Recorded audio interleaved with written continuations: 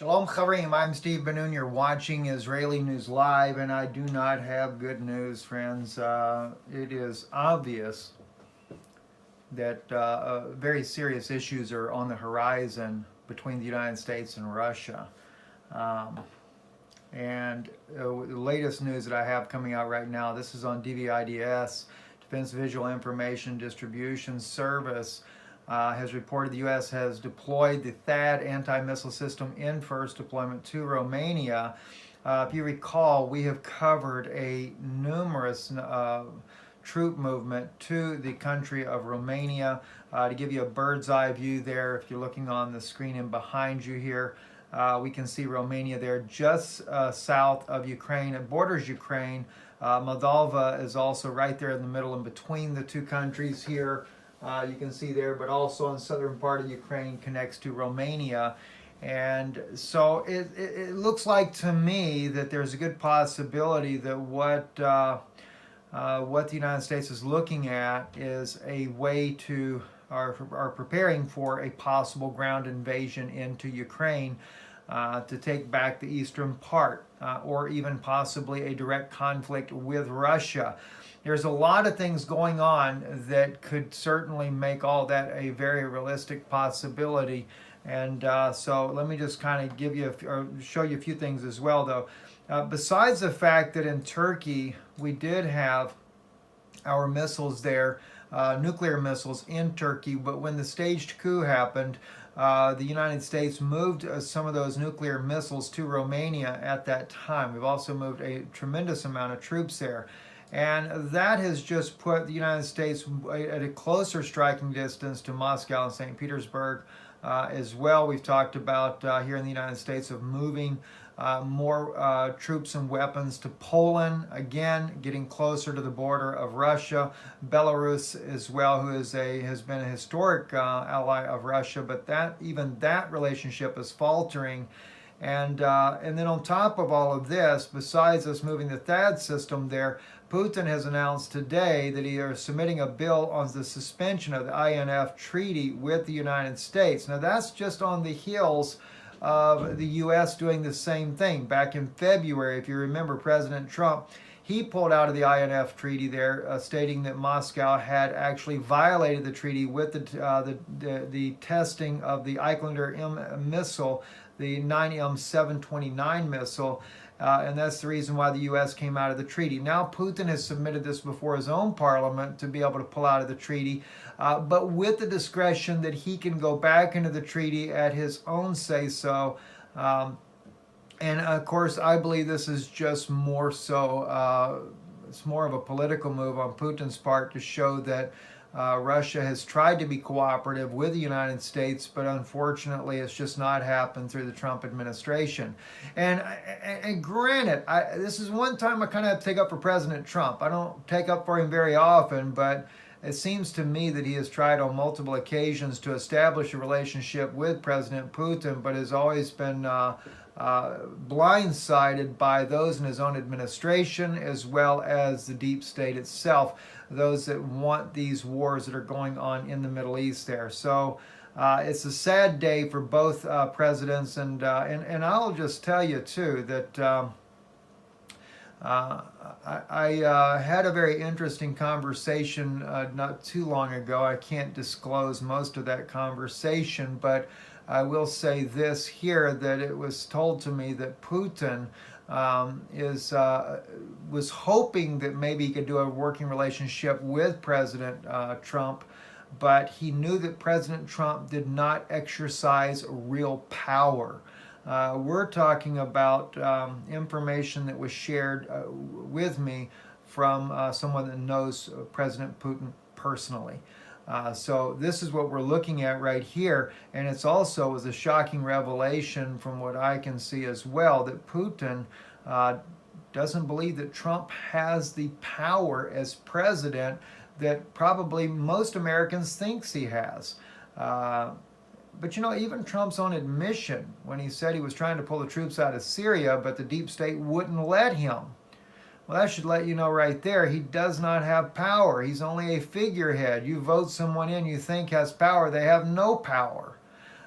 So that's a problem. And you know, Russia, it seems that Putin has far more power as the president of Russia by far than what President Trump has here in the United States. So they say that Trump is the most powerful man in the world. He's not, plain and simple. I guess in that regards there, Putin is more powerful than Trump, at least as far as in his country. But both men have made alliances with some of those of the radical Talmudist side and the deep state there, the Chabad organization, and they both pull the strings in both countries as well, which also helps or is one of the major causes of why we are in the wars in the Middle East and why we are at odds with one another over Ukraine, over Venezuela, etc. So none of it's good. Also, too, our good friend Lorenzo here from Italy on Already Happened, he was sharing with us the THAAD system being moved. He's also shared Amichai Stein's report. Bolton says evidence of Iran being behind the UAE tanker blast will be presented at the UN Security Council as early as next week. We have Trump saying as well that if the U.S. Will respond with military force if its interests are attacked by Iran. So they're setting the stage up also to go to war with Iran, and of course with that being on the hills right now, that's being reported here by Reuters. We've also got another situation too, and this is right now going on in. There has been negotiations between Turkey and with Russia to reach a ceasefire in Idlib, according to the defense minister. Now, the Russian defense minister, that is, but I hate to break it to you guys, those talks have failed. The Turkish government was demanding that the Syrian Tiger forces pull back and back into the safety zone, and Russia refused to concede to the Turkish government. I've stated this over and over and over. I'll state it once again. Never did Turkey have Russia's interest at heart from the very beginning of the coup that happened, the Maidan coup. And it's all been a game, it's been a scenario. It was only to get Turkish troops inside of Syria. The deep state definitely wants to take down Syria. I know personally from contacts in the Israeli intelligence that Damascus is definitely on the chopping block, and it appears to me that, of course, not Russia, but the United States and the European Union are going to push to take down Damascus. That may be the straw that breaks the camel's back for Russia, because President Putin has really tried desperately to defend the Syrian people. And I know there's been thoughts I've had myself as far as his agenda, but you know, some of the information I had received regarding President Putin here just recently, and I cannot disclose that information specifically, but I can tell you that Putin, although he is, you know, he believes his way as well, but he may not be quite the bad guy that some think he is. I'll just leave it at that. And you know, but anyway, let's continue on. Like I said, we've got here the Turkish minister said that expects Moscow to use its influence on Damascus to stop the ongoing Syrian Arab army military operation around Idlib. He also stressed that Ankara will continue its de-escalation efforts in Idlib within the framework agreements made in Astana process and Sochi conference. Again, that talks have collapsed. Also, too, a friend on our Facebook page had sent me this, and I forget who it was. I apologize, but just want to thank you for it. ABC News for the second day in a row. U.S. military jets intercept Russian bombers off of Alaska. And it's tense, guys. It's very tense. I am trying to get caught up on a lot of these things that are going on. Also, this is actually NATO forces inside of Ukraine. Yes, they are there. Personnel from the NATO Defense Education Enhancement Program yesterday visited the Mykolaiv NCO Training Center, where some members of the OP Unifier work with international partners to support training for the security forces of Ukraine. So again, very active participation.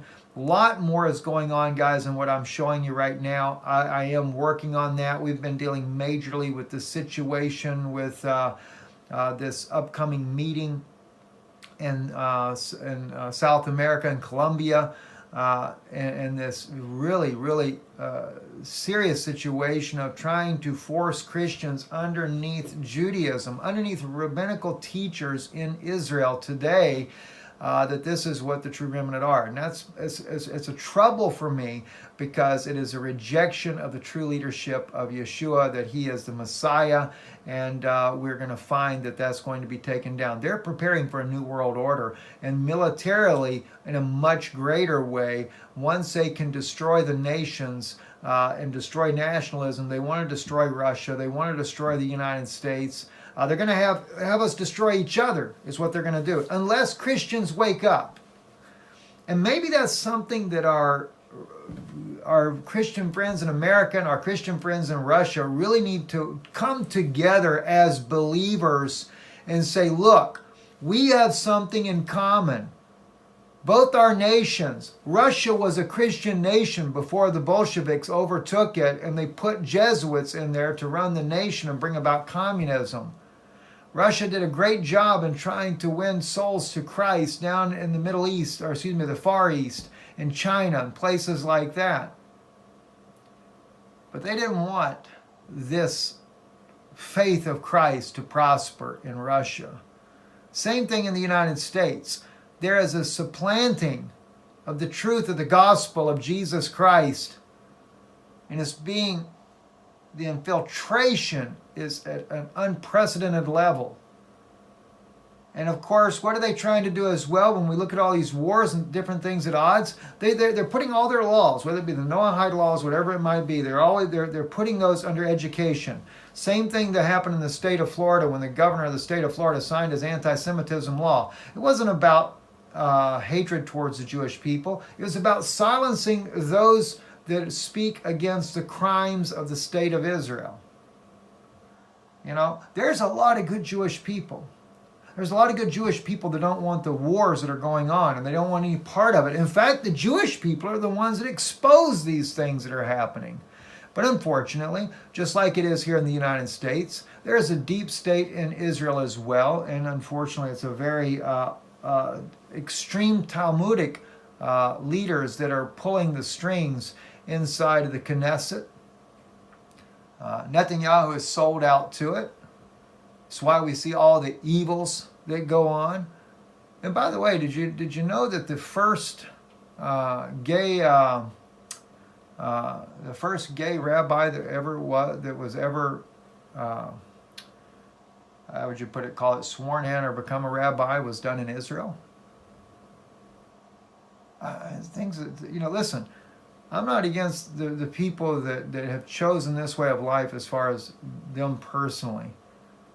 You know, that's not my point here when I say that. My point is to tell you the truth. And my point is, too, because we have people of all walks of life. We have Muslims that listen to this broadcast. We have Jews that listen to this broadcast. We have Christians that listen to this broadcast. And, of course, and amongst them, they have different factions of their own as well. I'm here to say we need to love our neighbor as ourselves. And I'm here to say also, as I brought up, and I didn't finish the process of this statement here, when it comes to Russia and the United States, the Christians of these countries should get together and demand that we don't go to war with one another. We've got to stop this cycle of violence that's being pushed in the background to create a new world order. That's why they slip all these things in the education bill. Same thing with Florida. Florida put this anti-Semitism in the education bill to silence the students in colleges and universities, those that are outspoken, and also to re-educate the people. Same thing about the Noahide laws. It's being placed into the education sector here. Why? They know. Destroy the nation, you got to re-educate the people. Well, what do you know? Then you can really begin to crack down. As believers in Israel have told me that once they go to war with Iran and Israel ends up being attacked and they take a severe loss in Israel, that this is when the ultra-Orthodox community will come against the believers, and they will be persecuted like never before. Don't forget the words of Jesus when he said, they will drag you into the synagogues, and they will persecute. If they did it to me, they'll do it to you. He didn't say they're going to drag you into the church or the courthouse. They're going to drag you into the synagogues. Think about it. Let that soak for just a little bit. Don't forget it. Anyway, I'm Steve Ben-Nun. You're watching Israeli News Live. Of course, we're live today. And I know some of you had some trouble with the video that Yana did with Deanne Loper. I will be loading that video up later this evening on Yana's channel called Rise Up Children of God. And once I get it uploaded, I'll drop back and I'll place the link in the description on this news broadcast, but it'll be later this evening, so please keep that in mind. And also, we thank you for your support in helping us to stay on the air as you do. We are looking some more alternative options as well, once again, to try to get the message out to you guys as well. I'm Steve Ben-Nun. Shalom, shalom.